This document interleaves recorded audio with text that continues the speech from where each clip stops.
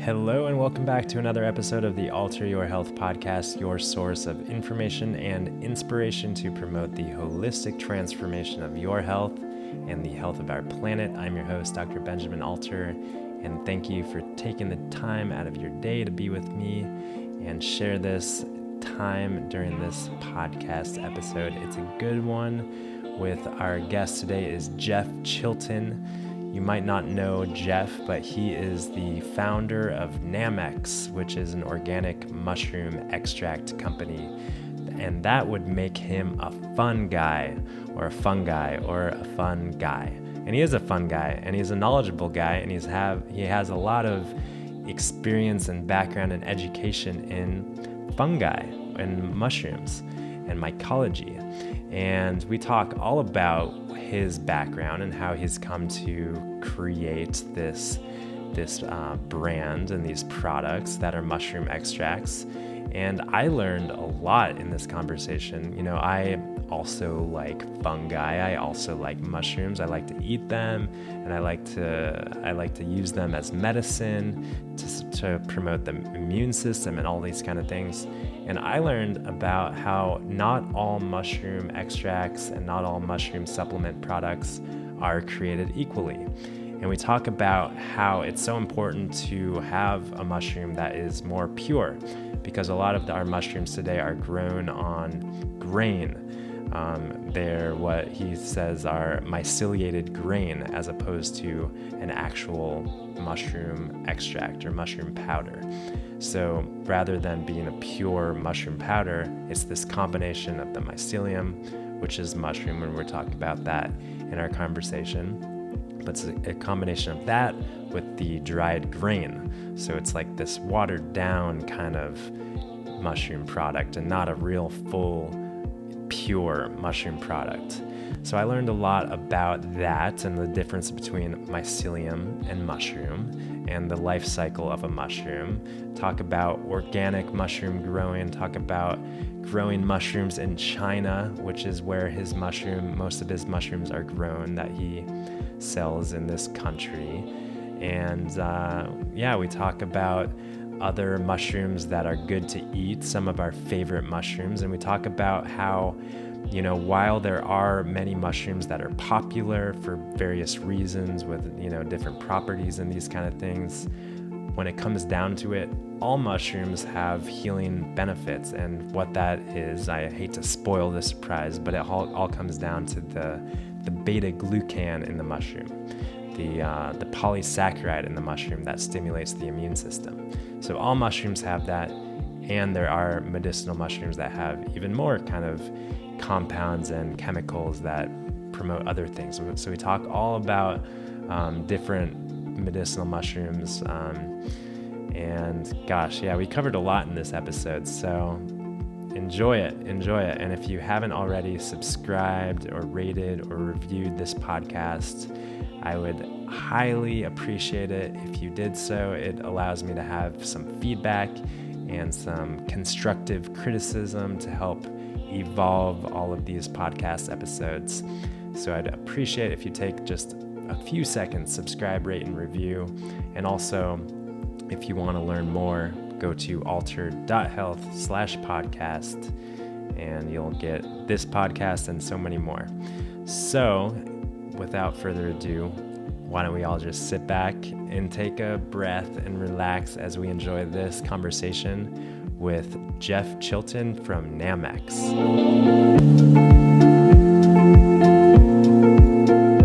All right. So Jeff, thanks for being on the Alter Your Health podcast. Dr. Benjamin, thank you so much for having me. I'm really happy to be here. Yeah, well, I have always been a mushroom lover myself, and not a knowledgeable mushroom lover, but just always spotting fungi on hikes and, of course, loving to eat them and forage for them. But I wouldn't call myself an expert, and I know that you are. So I'm really grateful to connect and have some mushroom wisdom shared with us. Thank you.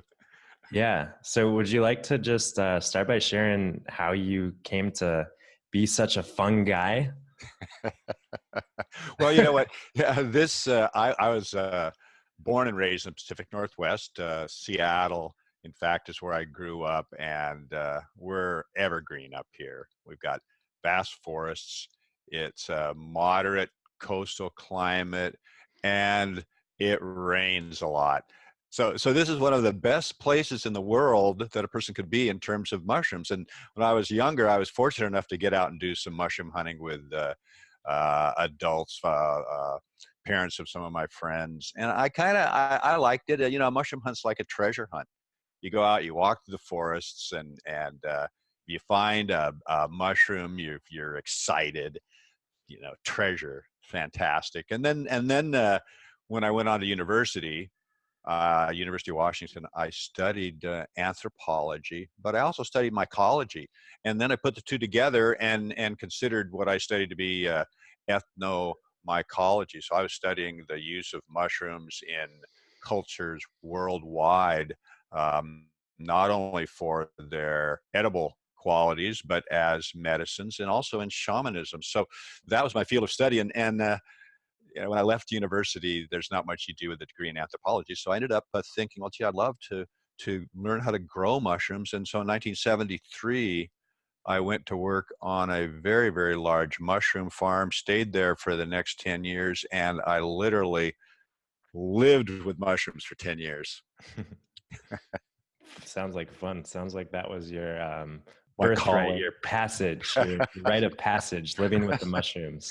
Well, if you can imagine, every single, I mean, it was 2 million pounds a year of the button mushroom that we grew on this very large farm. And every single crop that we had was 20,000 pounds. And as I worked my way into being the head grower and production manager, I was in these houses, which are like big warehouses, every day. I'd be walking through these houses. The mushrooms would be in every stage of growth. And so, yes, indeed, I was there. I was part of it. They were my mushroom friends. Yeah.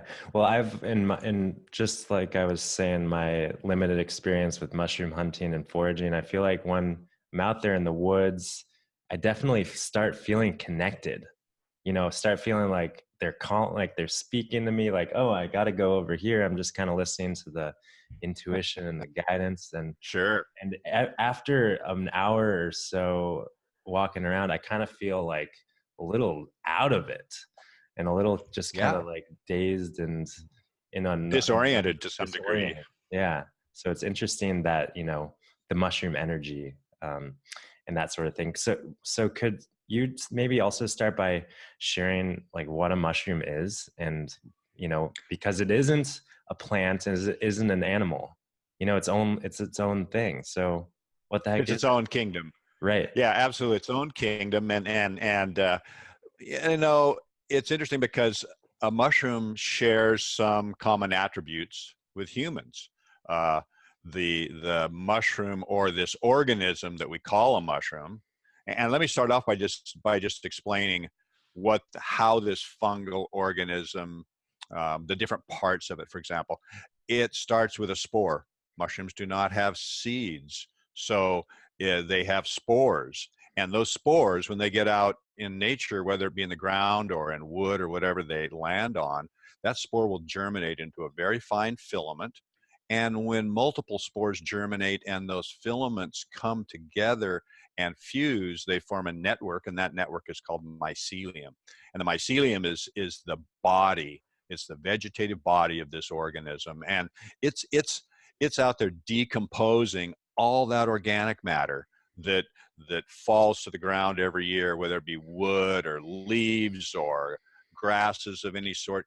It is the prime decomposer for all that organic matter, turning it into humus. Now, when conditions are right, and here in the Northwest, and even as you get down to California in the fall, when warmer temperatures subside and now it's cooler and it starts to rain, and what that does is it provides moisture for a mushroom to actually emerge, because fungi need moisture, they need a humid environment. That's the kind of environment they love. That's why they're down in the ground. If they're exposed to direct sunlight, they will dry out.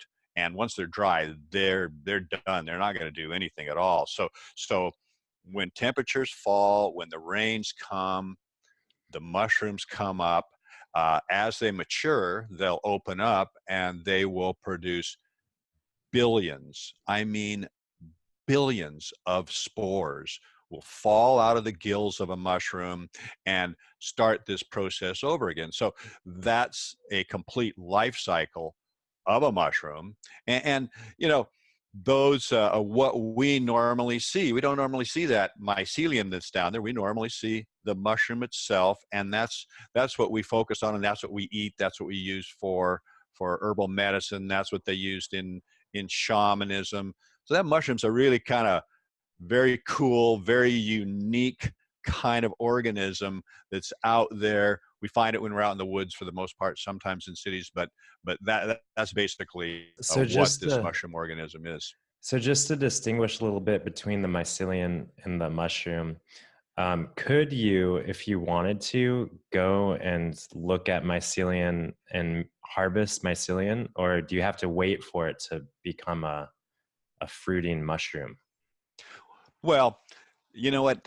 You can see mycelium if when you harvest a mushroom, and if you were to look down below what it's growing from and move away some of the dirt or open up the wood that's growing in, you can see that mycelium in there. So it's actually there. But the fact is that you can't really harvest it without tearing up the ground, and that's not what you want to do. I mean, Yeah. the interesting thing about the mycelium and the mushroom is that the mycelium is perennial. As long as it's got nutrients, it will continue to grow. That's why when you're out with a mushroom hunter, or you know a mushroom hunter, you say, "Oh yeah, well, where'd you find that?" He says, "Well, you know what? I can't tell you." Because Hmm. he will be able to find those mushrooms in the same spot year after year, as long as there's food. The mycelium will die if there's no food there for it. So it's got to have more food that comes down, falls in that area, and it can attack and start to decompose. But essentially, yes. But what you can do with the mycelium, and what we do in mushroom cultivation, because when you grow mushrooms, you don't use spores to start when you grow mushrooms. Instead, what you do is you can actually take a piece of that mushroom tissue and you can grow it out in a laboratory. And then what you do is you put that live mycelium onto some type of carrier material. And in general, for example, with the button mushroom, what they use is sterilized grain. And then that grain is what we call mushroom spawn. So when you're growing mushrooms, for example, with agaricus, you have a compost. You'll take that grain, which has got mycelium on every single grain, live mycelium.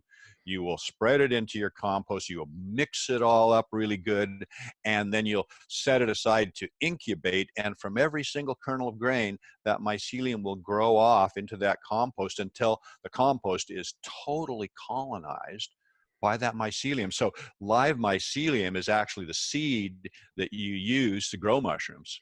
Okay, interesting. So I'm thinking now, with some knowledge of medicinal mushrooms and mushrooms that have medicinal properties, at what point does the medicinal property make its way into the mushroom? Do the mycelium itself, could that be, could you find some of these medicinal properties in the mycelium, or is it only in the fruiting mushroom itself where the medicinal compounds are found? Well, here's what's really interesting about these particular fungi, and that is the cell wall of the mycelium and the mushroom are made up of what are called beta glucans. Yeah, I And know these beta beta glucan. Yeah. glucans, yes, and they're the immunological component of the mushroom that basically makes a mushroom medicinal. Without those beta glucans, I mean, certain mushrooms would have certain medicinal properties or psychoactive properties, but the beta glucans are really the key to a medicinal mushroom. So the mycelium, if you were to grow out that mycelium on its own and just harvest the mycelium, you would be able to have the beta glucans. not actually in the same amount as you'd get in a mushroom. And the interesting thing about it is that the mushroom is actually very distinct in terms of the medicinal components, the medicinal constituents. For example, reishi mushroom has beta glucans, but it also produces triterpenoids. Um, another prime example is when somebody wants to take a visionary quest, they're not eating mycelium, they're eating mushrooms because the mycelium of a psilocybe species has very low amounts of the Psilocybin. psilocybin, whereas the mushroom has, that's where it's packed. The mushroom is actually a factory for producing active compounds. So really, it's the mushroom where medicinal compounds, that's where they have much more complexity, many more of them, and not really the mycelium. And certainly we can get into this a little more because, you know, one of the issues out there is that there's a lot of products out there that are sold and are mycelium. Unfortunately, those particular products are grown on grain and they don't separate the grain out from the final product. Hmm.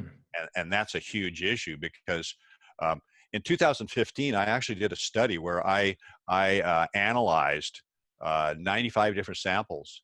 And of those samples, I did dried mushrooms of different species. I did mushroom extracts, and I also bought 40 different products off the internet that were this mycelium that is grown out on grain. And a lot of people don't know those products are out there, but they're out there. So I tested them all. The mycelium grown on grain ended up being, again, because they do not separate the grain out, it ended up being, those products ended up being mostly starch from the residual grain, like up to 60% starch with very low amounts of beta glucan because there wasn't a lot of fungal matter in there. So the amount of mycelium was very low, the amount of residual starch was very high. Just the opposite of what you'd expect to find in a mushroom. A mushroom is anywhere from 25 to 60% beta glucan with very, very low amounts of what's called alpha glucan. Alpha glucan are the starches or what we have in common with mushrooms, which is glycogen. Mm-hmm. And that's less than 5%. So a mushroom does not have starch, and yet these products were full of starch, full of this alpha glucan, and it was simply because they didn't separate out the grain from the final product. How interesting. And I would imagine that from a consumer perspective, without the analysis tools, whatever you're using to figure that out, it's not like we could taste the difference, I'm sure. It's not like we could see or smell the difference, or is Well, it? you know what? This is the interesting thing, because if you actually take those products out of the capsule that they're in, or if they're in a powder, if you taste them, they will taste very bland. They will not taste like a mushroom at all. In fact, if you were to taste a reishi supplement, it would be very bitter. Oh You can yeah. pour these things out and you can taste them, and it is bland. There's no, in fact, some people would say it tastes kind of sweetish. Well, that's because it's mostly grain sugar, carbohydrates from the grain. So there are ways, but the fact is, if you go into a Whole Foods or something looking for a mushroom product, all of these products, for the most part, on the front label, it will say reishi mushroom, shiitake mushroom, maitake mushroom, with a picture of a mushroom. Sometimes it even says made with 100% organic mushrooms. If you turn it around and look at the supplements facts panel, sometimes, if you're lucky, it will say mycelium. And if you look in the other ingredients, sometimes it will say myceliated oats or myceliated rice or something like that. So some products will reveal that on the back in the fine print. But if you're just looking at the front label, you can easily be fooled. And here's what's sad is that close to 80% of the products on the market that claim to be mushrooms are these myceliated grain products. Hmm. Yeah, that is pretty wild. But we live in this crazy world where we as consumers need to do our due diligence and just have some knowledge and just ultimately find brands that we can trust. This is so true. Yeah, Are you familiar at all with a product called Tempeh? Sure. The soy product, fermented Yeah. soy product. Yeah. Yeah. Do you know what it's fermented with? Well, I think that there's different types of tempeh, like a wheat based or rice based, I think. And is it? Well, primarily tempeh, and traditionally tempeh is a cooked soybean, Hmm. and you know what is grown on it and what ferments it is a fungus. So when you look at tempeh and you see all of that white that's growing on tempeh, the whiteness of that tempeh, you slice it, it's white, and you can see the grain in there. That is mycelium. So if you're consuming tempeh, you're actually eating fungal mycelium. It doesn't. This mycelium will not produce a mushroom, and that's Hmm. because it's in a grouping of fungi that we call imperfect fungi, and those are the fungi that actually produce what we would call molds. So if you see like something on a bread mold, like you see a bread mold on a piece of bread, that's a fungus, but it will not produce a mushroom. It does not produce a mushroom. When it turns green or black or something like that, that's when you've got to be sure to get rid of it, because those colors are from the spores it's producing. So those are called imperfect fungi, and that's what tempeh is. Tempeh is a food, and this fungus that they grow on it, it grows so quickly, especially, these all come from Indonesia for the most part. And at high temperature, it will colonize those soybeans in 2 to 3 days. And then you have this white block of cooked soybeans, and it's actually mycelium. So you're actually eating mycelium. Well, that's what these people are doing. They're growing out mycelium on a grain, but then they are grinding it out. They're grinding it up. They're not taking the grain out of it, and they're calling it mushroom. So from what I'm hearing you say, some of the tempeh products have a lot of things in common with the mushroom products. That's what I'm saying. And what I'm saying Yeah, is that it's a food product that is actually being sold as a supplement. yeah. And you know what? The fact is that it's not a supplement, and it's not a mushroom. Hmm. And all it is a edible fungus that we think of as, normally as a mushroom, but it's the mycelium. It's grown out on grain. They do not take the grain out. They grind it to a powder, sell it as a supplement called a mushroom when it's not a mushroom. Well, good to know. Thanks. I mean, that's a good bit of wisdom for us to take away. So, taking a few steps back, what are you already talked about beta glucan as being a primary constituent that makes mushrooms medicinal, and this is found in all mushrooms that we know of. And Yeah. what makes other mushrooms desirable for their medicinal compounds? Like you mentioned reishi, and I'm familiar with a lot of other medicinal mushrooms. If it's in addition to beta glucan, what can we find that is desirable to support the physiology? Well, you know what? It's interesting because every mushroom, even what we would call the non-medicinal mushrooms, have beta glucans, because beta glucan is part of the cell wall. The beta glucan has a different architecture. Right. So certain mushrooms are medicinal and others are not. Some of the other compounds that are interesting is have you heard at all about lion's mane? Sure. Yeah. Hericium. Elysium, good for you. Yeah. Uh, lion's mane has compounds in it. They've identified a couple, two or three different compounds. One's called hericenones, another arenosines and arenoserins. And these compounds stimulate something called nerve growth factor. And the thing is that we've got this growth factor actually stimulates the production of neurons. So we're constantly, as humans, our neurons are dying and being regenerated all the time.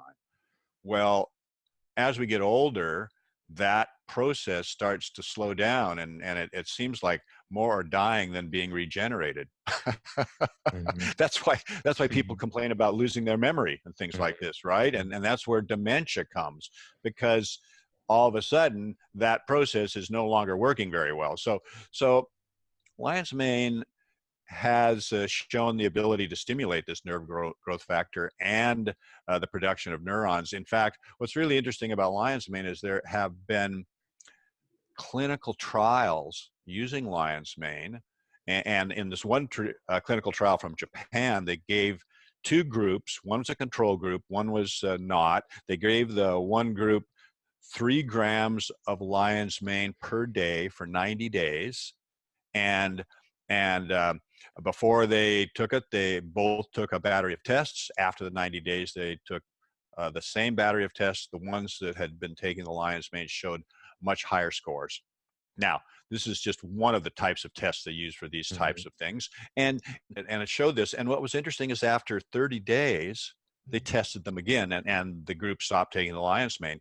They went back down to kind of the baseline on their scores. So it's a really interesting study, and we don't have very many of those clinical studies out there on herbal products. Right. That's a problem, right? And as a Mhm. naturopath, you certainly are interested in clinical trials. You love kind of the science-based part of it all. Mhm.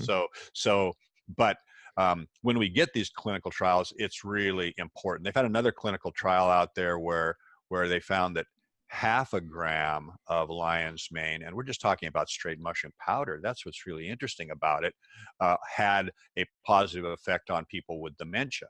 So we've got some of those types of studies out there for specific mushrooms.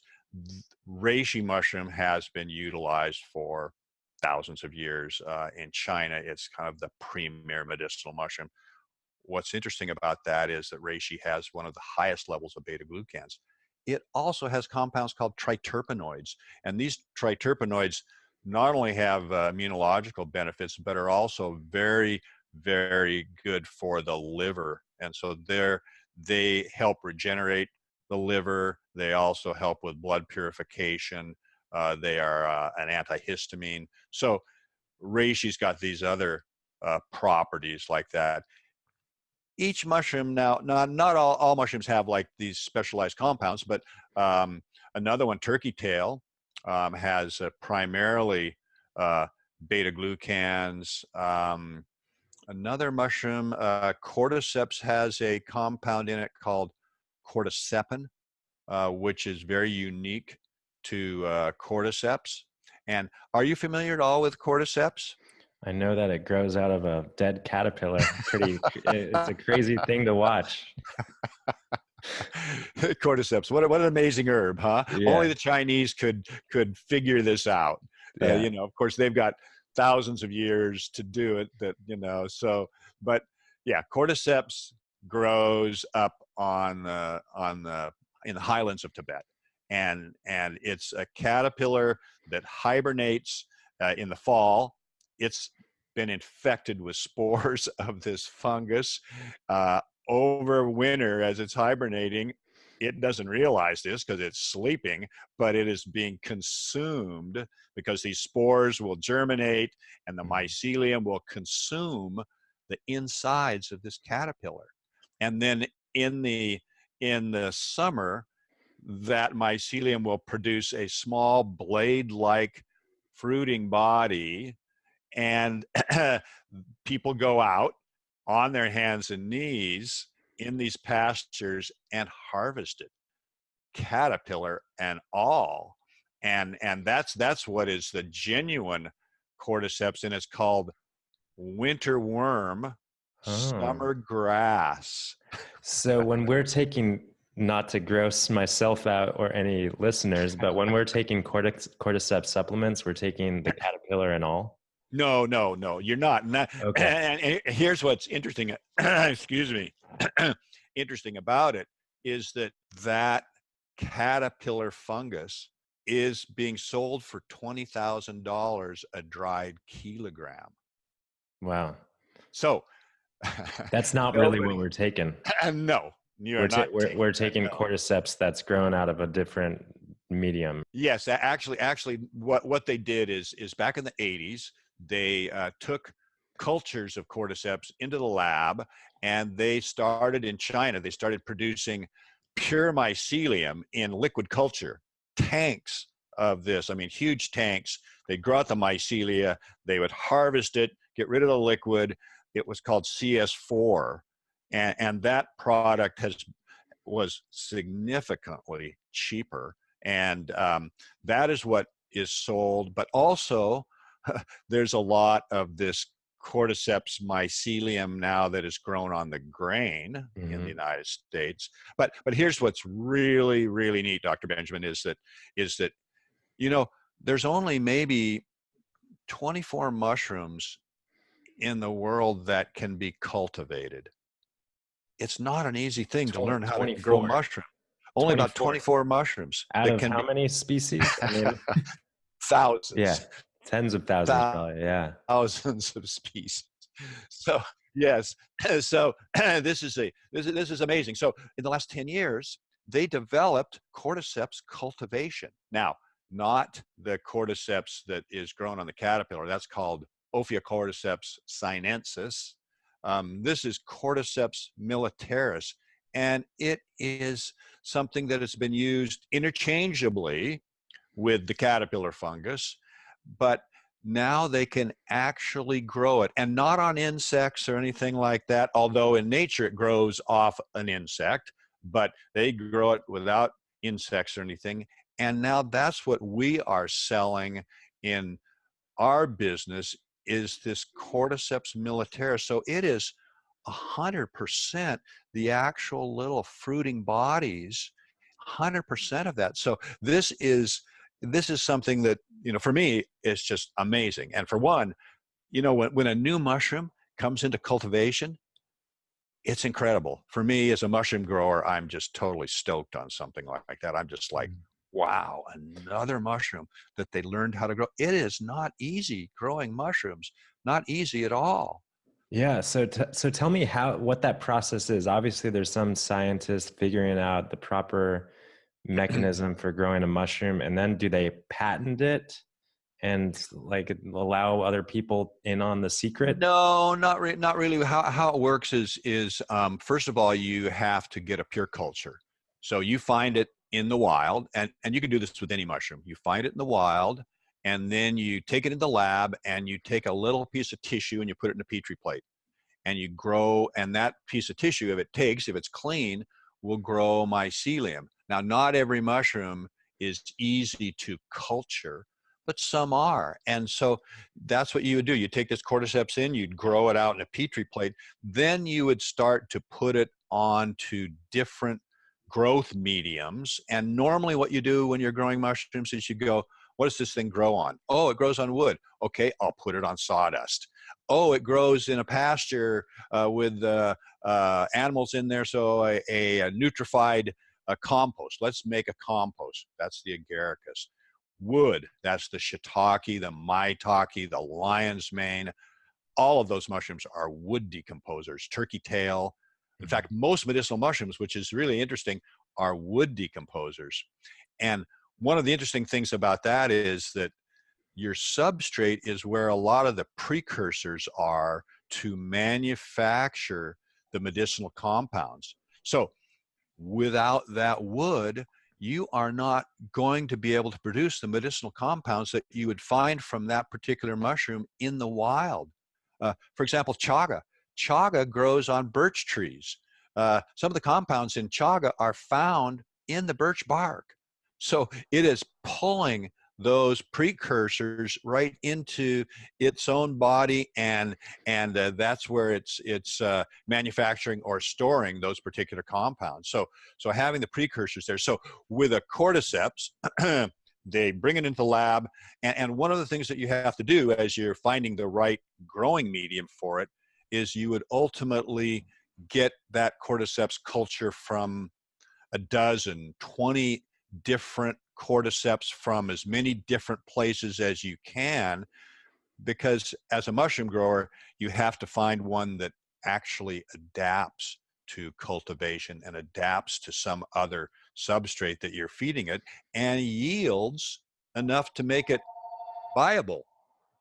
So as a mushroom grower, you're putting a lot of time and effort into growing these mushrooms, and if you only get 10 mushrooms for a lot of effort, it's not a very good, what we would call, strain, or not a very good cultivar. So it's just like when you're cultivating any type of vegetable or fruit tree or something, you have different cultivars that ultimately go, this one is really good and it produces really well. So that's what happens when you're growing a new mushroom like a cordyceps. Mm. And and so they bring it into cultivation. It's kind of a shared thing. I mean, and they're not the people that do it are not the only ones out there that are doing it. There's multiple research labs that are doing it. The information about how they're doing it kind of leaks out, and ultimately, for example, if I wanted to get a really good cultivar, all I'd have to do is go out into the supermarket, grab some of the mushrooms in there, bring them back, make a culture of it. I would have that cultivar, because I'm cloning it right in my laboratory. I would have that cultivator. I could grow it, and it would be a high yielding cultivar. So That's they for can't keep that. They can't keep that secret. so, but that's just for one of the supermarket mushrooms you're talking about. Or, Yes, but you know what's interesting? Cordyceps militaris, which is what I'm talking about right here in terms of the mm-hmm, cordyceps that we're now selling as a supplement, and it's so fantastic. In China, it's being eaten as a food. I mean, a lot of these medicinal mushrooms are mm-hmm, being eaten as a food. They're able to grow this at a level where they can sell it as food. mm-hmm. I mean, in China, you've got maybe 12 different mushrooms in the market, at least 12 that you can buy and eat as food. Over here, we've got maybe 6 or Yeah, so. depending on the You know, season. Yeah. yeah, well, and depending on whether you're near a metropolis like a San Francisco, Los Angeles, Portland, Seattle, something like that, where you've got big markets like a Whole Foods or some place that wants to have multiple mushrooms Mm-hmm. that they're selling there. But anyway, that's kind of how one goes about growing a Yeah. new mushroom.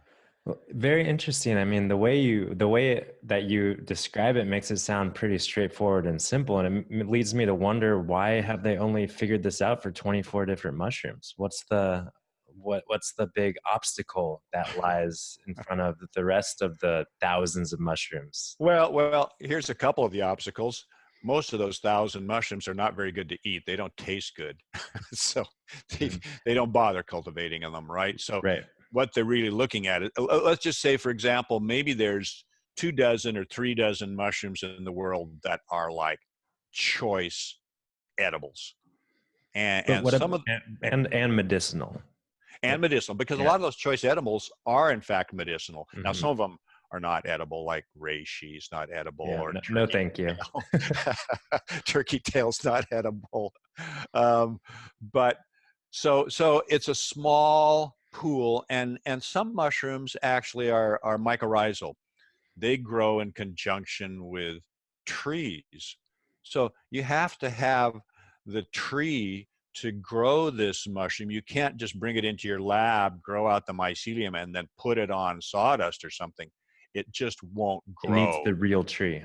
It needs the real It tree. needs the real tree. And they've been working on this process for some time. In fact, they've got trees that you can buy that are inoculated with the truffle. And the truffle is something where in France, I mean, truffles are very expensive. They're very highly prized for chefs. So you can buy a truffle tree and you can plant an orchard of it. It hasn't been super successful, but they have been able to start in Mhm. on something like that, and that's where they're going. And over time, I'm sure they will learn a bit more about how to make it happen and make it um, something that is economically viable. But remember, one of the things about growing mushrooms and that makes growing mushrooms so expensive is harvesting. Mushrooms are harvested by hand. So Mm. if you're in a huge mushroom house, and think about, okay, let's just say a button mushroom house, and it's what we call the first flush, and there's maybe 200 trays, and each one is 4 feet wide by 6 feet long, and it's covered with these button mushrooms, each one of which you have to take off by hand. And when you take it off, you cut the base off of it, which has got some soil on it, because you don't want to throw it in a tote and have that make everything dirty. So it's a very expensive proposition to do it. And think about truffles. In 1979, I was at a conference in France. We went out to the truffle grounds, and you know who's harvesting those truffles? Hmm. Pigs. I've heard about that. Yeah, they smell Yeah, them out. Yeah. yeah. So a man is there, and he's got a pig on a leash, and he's walking through this area, and the pig goes, "Oops, there's something here," and starts to dig it up. He yanks, he gets down there with a stick, and he, kind of digs around a little bit and pulls this truffle out. Well, today they don't usually use pigs anymore. Now they actually have trained dogs to do it. And actually, while we were there, we also saw this little small French poodle sniffing out truffles, which That's made it a cuter than a lot pig. easier than Yeah. carrying your pig around to the truffle grounds. Well, that very interesting. Yeah, I mean, I've never really been into the truffle mushrooms myself, but I know that there are some that are so highly desirable. And yeah, I've heard that they're trying to cultivate truffles, but it makes sense why it's so challenging, you know? Well, yeah, that's right. And then they have developed a way to inoculate tree roots Mhm. with the truffle, but again, it's not reached a point where it's super economical, even though the truffle itself, I mean, a pound of truffles is worth hundreds of dollars. Mhm. Yeah, one question, changing topics a little bit. One question that I've always been curious about, walking around the forest and seeing all the mushrooms that I have no idea what the heck they are sprouting up everywhere. Um, are most of these mushrooms potentially edible? Like if you cook them enough, because someone once told me that there's only a handful of mushrooms that are truly toxic that'll kill you. Is that Well, the? the fact of the matter is that the number of toxic mushrooms is small compared to the number of mushrooms out there.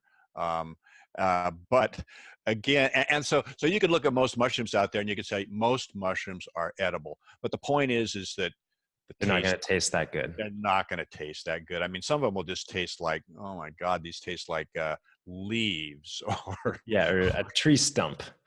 that's right. That's right. So those are, and you're kind of like at times you're going, my God, there's so many of these, and they're so meaty, but it's like they don't taste good. So you have to leave them behind. And there's some that, because of the mycorrhizal relationships, like chanterelles Hmm. or the pine mushroom, that we can't cultivate yet because of their relationship to trees. But here's something that's really interesting. Are you familiar with a mushroom called the morel? Sure, yeah.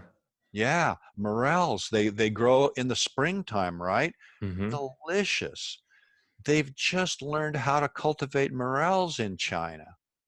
Wow. So, Unbelievable. so Now, that's someone, one of the 24 is the morel.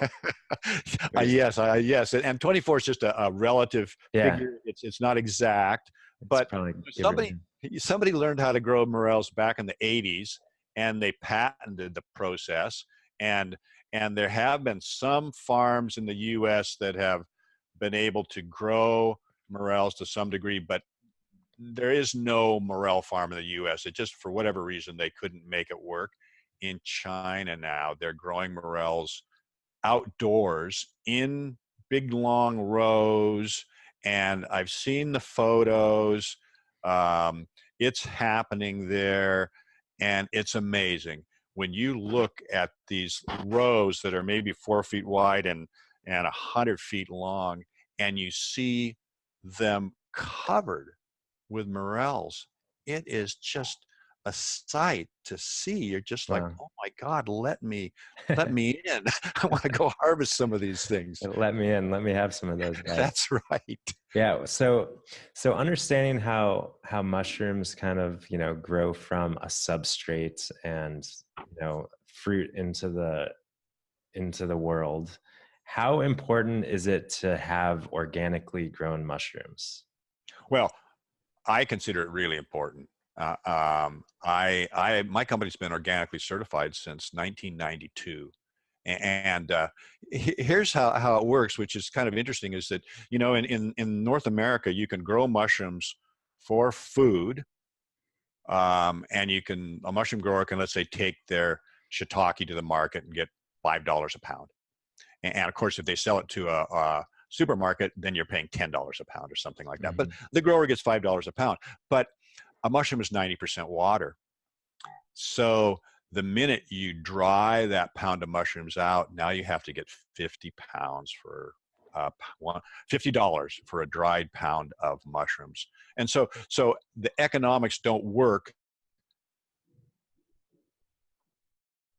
and selling them as supplements. It does not work, which is why so many people grow the myceliated grain products. In the 90s, and I realized this, I'm a mushroom grower by trade. I know the economics of it. So in 1989, I made my first trip to China. I traveled throughout China all during the 90s. I went to conferences, research institutes, farmers, processors from one end of China to another, and started to have mushroom extracts produced for me in China, and I've been working with the same people now for over 20 years. In 1997, I took OCIA, which is one of the top organic certifiers in the United States. I took them to China with me, and we had the first organic mushroom production seminar in China in 1997. So all of our mushrooms that we contract to grow in China are organically certified, and they're certified by German certifiers. And look, you know, Dr. Benjamin, the amount of chemicals that are sprayed into the environment today to grow food, I mean, it's not just a tragedy, it's a Mhm. travesty. Mhm. And I don't want to eat chemicals unknowingly, whether it's a pesticide or a fungicide or something like that. I really don't. So, and products, I mean, let's face it, the produce in the United States or the fruits, they're all grown, unless it's organically certified, grown with chemicals. So I truly believe in that. And so when we produce our products over in China and we process them into extracts, before it even leaves China, we test it for pesticides and fungicides. We test it for heavy metals, test it for microbiological contaminants. And then when it comes over to the United States, we test it again. So we test it twice. I'm totally committed to Mhm. organic and organic certification, and I totally believe in it. And I think ultimately that's a goal that we want to work towards, is that type of agriculture in North America. I think it's really important, and I Mhm. support organic producers, and I buy organic produce and fruits at my local natural food store. I totally believe in that. For sure. Well, yeah, I mean, I'm on board as well. Absolutely. I guess my question is more along the lines of, in the mushroom cultivation process, given that mushrooms are growing, from substrate and maybe other funguses on top of fungal funguses and other sort of pests might not be as much of an issue. Are in non-organic mushroom cultivation, are fungicides and pesticides still sprayed on mushrooms and these sort of things? Well, you know what? The big issue for mushroom cultivation, especially in North America, is and everywhere actually, but in North America especially, is when you're growing something it's a monoculture, and you're growing it in enclosed spaces, controlled environments. if there is a contaminant that gets in, it can spread. If there's an insect in there, it can propagate. When I was on the mushroom farm back in the 70s, and again, I spent 10 years on there, we had a program. We had a program of pesticide and fungicide use. Every step of the way, pesticides and fungicides were applied to that crop. So it's a reality. Now, today, the amount of pesticides and fungicides used, and I'm talking here primarily about agaricus. I'm not sure what people do in North America when they're growing shiitake or some of these other mushrooms. They might have ways to do it without the use of chemicals, but I know certainly with agaricus, they were using a lot of them, and today I think they're probably using a lot less. I'm because they've developed a lot of other ways to control, and really you have to control these things by keeping, like for example, flies. That's one of they have fungus gnats, and they feed on fungi. So if they get into your crop early, and it's a 90-day cropping cycle. For example, the agaricus, it has to sit in that room for 90 days. And while it's in there, they get in early, like during the initial couple of weeks, they can lay eggs. The eggs will then develop. A new generation comes out. It moves all around the house. It lays more eggs. And before you know it, when the mushrooms start to come up, you've got flies everywhere. So it's definitely an issue. And again, I think with some of the specialty mushrooms like maitake or shiitake, they probably are a lot of farms that don't. And you just have to look and see whether or not when you're buying them, whether it says organically certified or not. But again, yes, the chemicals have been used on mushroom crops, no question about it. They were treated no differently than any other crops. That's good to know. Maybe could you wrap things up by telling us, I know that a lot of your products are grown in China, Yep. and, China being a kind of crazy, I feel like, so much has happened in China, of course, and industrial wise. Yeah. And like how do things stay clean and clear of toxicities when being cultivated in China?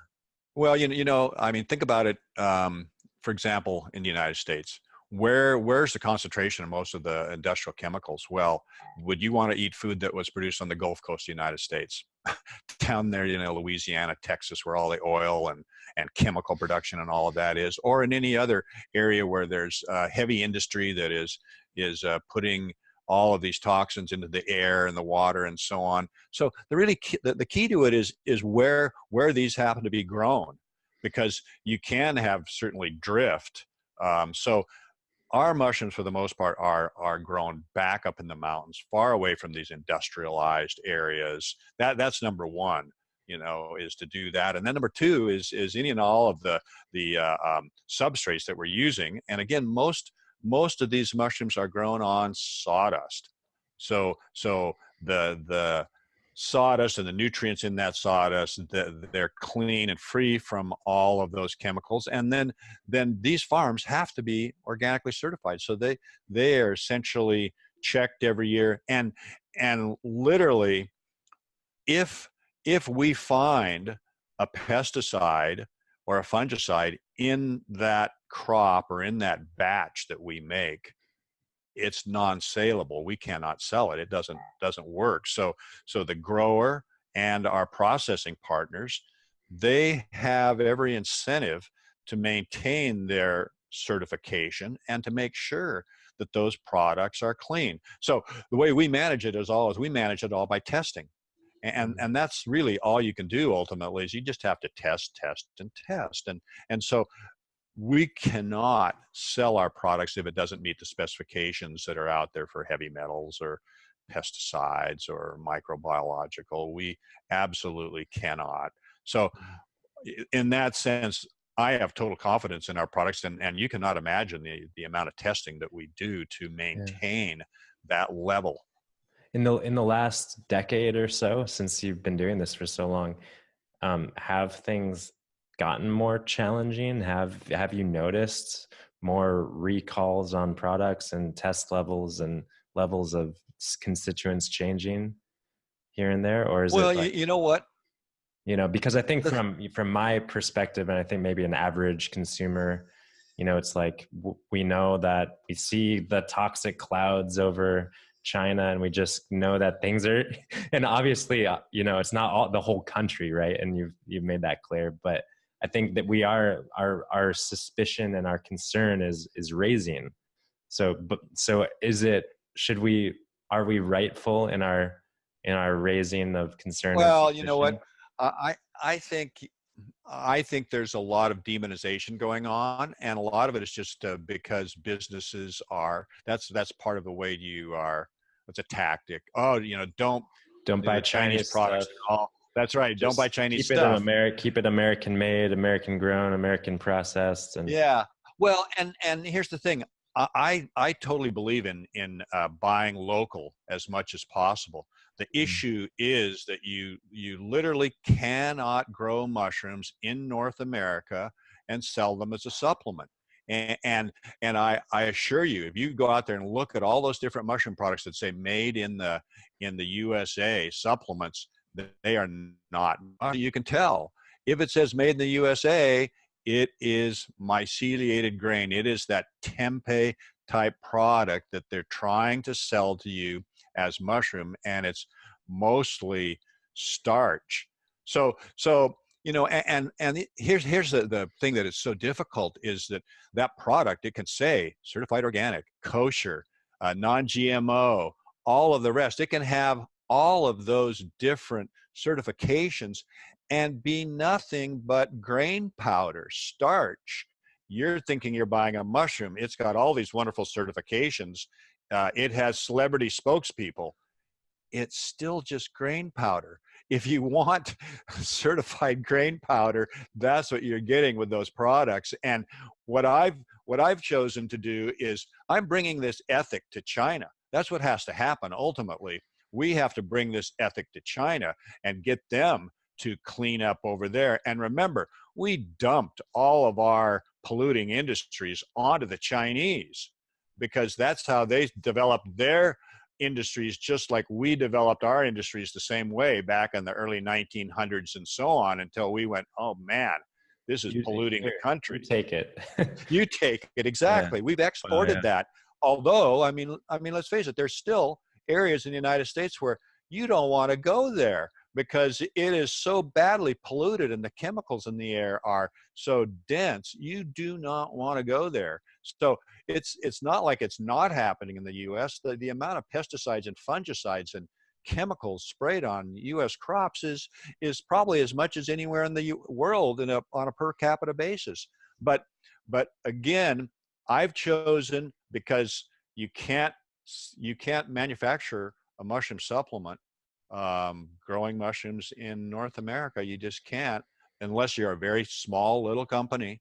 But otherwise, in terms on a major scale to get it out there, you cannot do it. So I've chosen to take the organic ethic to China. We grow them back in the mountains in places where literally it's the end of the road in some of these places. I'll send you some photos. It's really interesting. And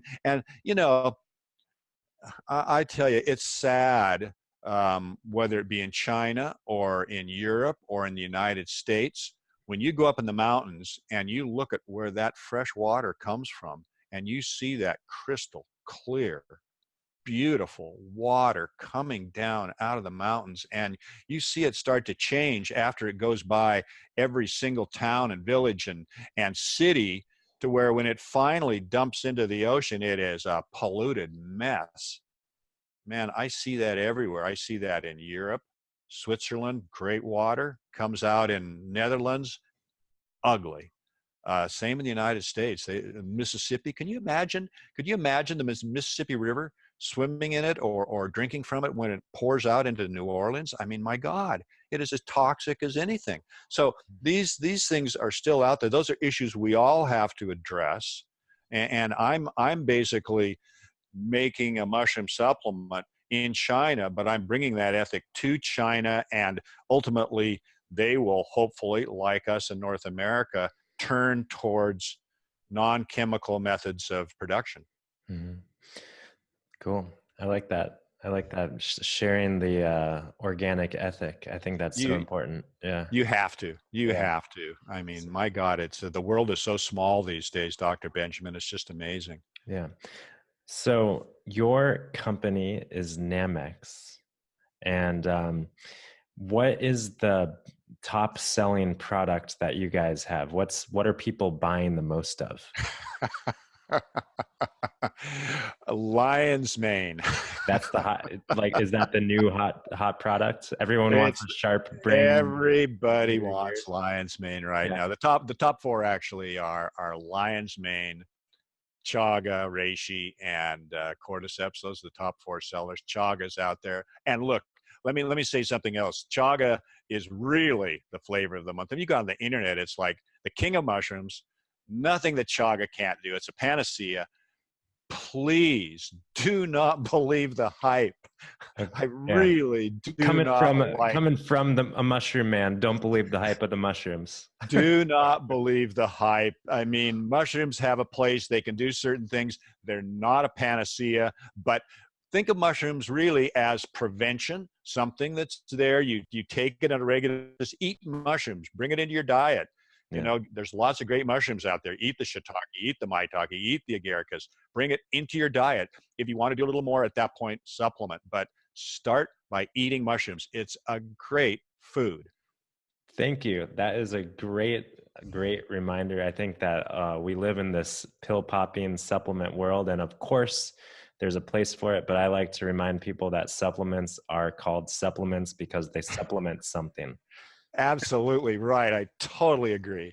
Yeah, but it's good to know that a real great organic, conscious, high quality product exists. And gosh, thank you so much for enlightening me, and I'm sure so many, and raising our awareness of what we're really getting a lot of the times. Maybe if we're not aware, if we're not don't have a level of understanding and trust in a product, and yeah, got a lot of good information. Any last bits of pearls of wisdom you'd like to share regarding mushrooms? What's your personal favorite to eat? Well, I guess maybe that also changes from season to season, but well, you know what? Eat shiitake mushroom. Shiitake mushroom in China is called shangu, which means fragrant mushroom. It's got a wonderful odor. It's got a wonderful flavor. I had a bunch of shiitake mushrooms last night as part of my dinner. It's delicious.